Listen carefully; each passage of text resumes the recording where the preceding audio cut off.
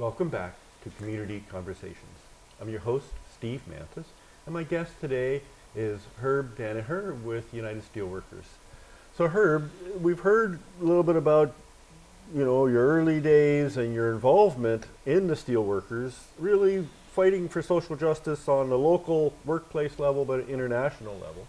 I want to bring us back a little bit to in your role as a staff rep and the part where you are supporting some of your local members. And we were talking earlier about some of the bread and butter issues that you're facing. Can you just expand what's involved some of your experiences there? Yeah, well, our roles, just to sort of summarize it, is that we do contract negotiation and then contract enforcement. And then we represent the members in grievance arbitration processes. And so I started some of my specialty. I'm sort of a labor relations specialist in that particular regard. We do a lot of advocating for injured workers as well. And so representing injured workers is quite a bit different than an arbitration process. And they keep evolving. The system keeps evolving in a negative way. So one time I felt pretty competent that I could represent injured workers in an appropriate manner. But what they've done now is that not only do they change the regulations and sort of the processes, but they've also sort of hamstrung the AROs, the appeal, the first level of appeal. This is at the workers' compensation, like our WSIB. Yeah. In the old days, I used to, if we had a problem on a file, I would really take the person down. We'd walk down or drive down to the office here, and then go in and talk to the person to find out what the issue was, what was missing. A lot of times it might have been a doctor's note or something like this, and we would get the information and try to get it without even having to file an appeal. Mm-hmm. You're just trying to help the system work better. And of course, it's all foreign to people. They don't understand the structure or what's required. Just regular workers. That's right. And now they centralize it, so now we're dealing with an injured worker out of the mine, and the office is in Timmins. Well, I mean, not Timmins, but Sault Ste. Marie or thereabouts. It's strung across the countryside, so it's not always easy to go in and talk to somebody direct. They've cut back the number of staff they have. But more importantly, it's the whole process. And at one time, the hearings officer would talk to you about the issues in hand. They could give you some direction. You could share information with them, and then you would go and do the advocating. Now they've sort of you put a gag order on them, and they're not able to help you. They're not able to assist you, even if you're going down the wrong path or line of questioning, these types of things at the hearings.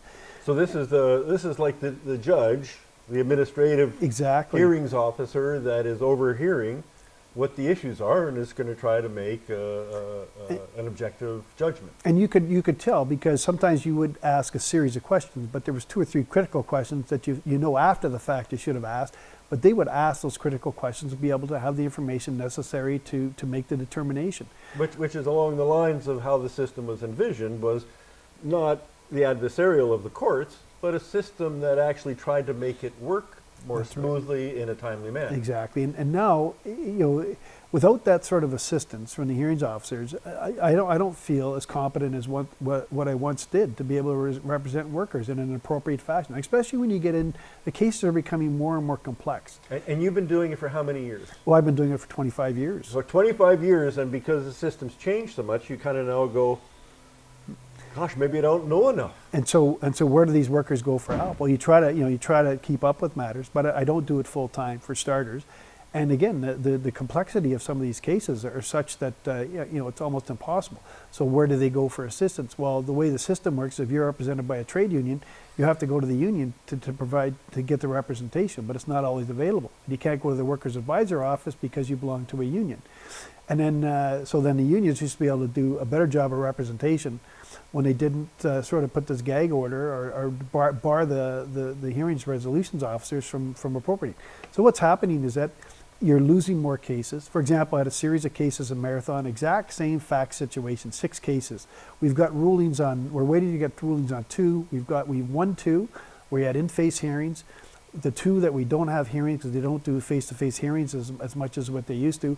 Same type of area, same community, same dynamic. The mill had closed in town, all long-term permanent injury type cases. 4 people sitting in a coffee shop.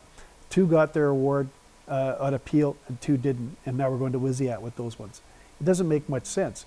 And there's a total disenfranchising with what we were able to do in the first hearings and not having a face-to-face hearing.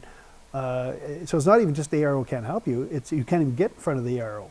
So what they're really doing is pushing the appeal process up to the WSIAT level.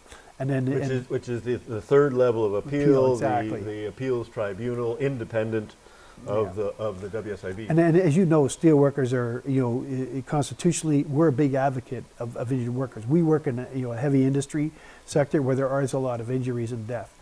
I mean, I don't want, I've had the circumstance of getting a call at, Halloween night at, 10:30 to say that, somebody's been killed in the workplace.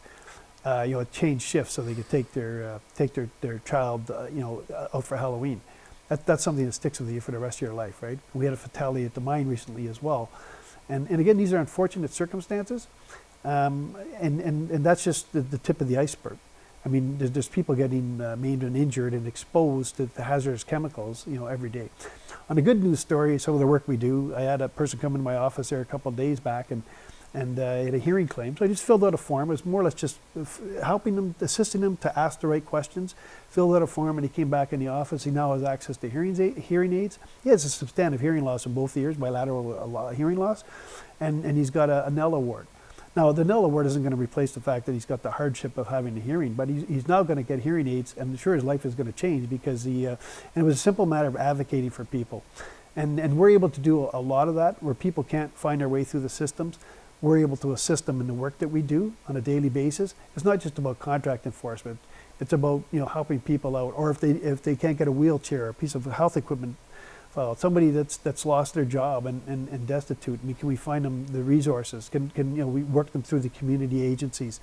It's all part and parcel in the work we do.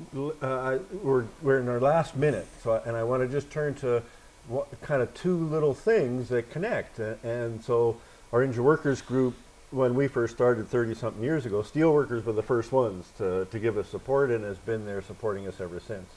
And one of the big events that we cooperate on is the Day of Mourning that's coming up like April 28th every year. And that's changed this year. The Lakehead Labour Centre used to be the home for that, and things are moving. Tell us a little bit about your role in all that. Well, I mean, we were sort of a stakeholder pertaining to the monument that's now beside the Hoido by the Finlandia Club. So we've partnered with them. We've got some funding together from the locals, and we're assisting them in greening that space, and hopefully to play a prominent role in putting some monuments there to injured workers in and around that park. We have a steering committee of which I think you're a member. We're going to be working towards that. Just going back to the Labour Centre for a minute, I mean, there's a lot of history in that place. Mm-hmm. I hung around there since the late 70s. I was sad to see it go, but again, we transition, and the world's different. People communicate in a different way, and we're going to miss it as far as being able to hold the event there. But we're going to St. Paul's, I think, on the 28th at 5:30. Invite everybody to attend. And certainly the monument is there. It's right in the center of a historical district. So, I mean, that's exciting for us. And we're going to make it, as far as what attributes we're going to have to complement that particular monument. We've got our irons in the fire in that particular regard, and there'll be things happening there in the not too distant future. So we're quite pleased to be able to participate in that particular regard. Herb, we're out of time. Thank you so much for joining me. I once again just want to remind people, so the Day of Mourning ceremony, April 28th, it's a Thursday this year, 5:30 at St. Paul's United Church there in Waverly Park, and then moving down to the monument by the Hoito afterwards. Everyone's welcome. Also, you can contact me via my Facebook page, Community Conversations, always looking for ideas and suggestions.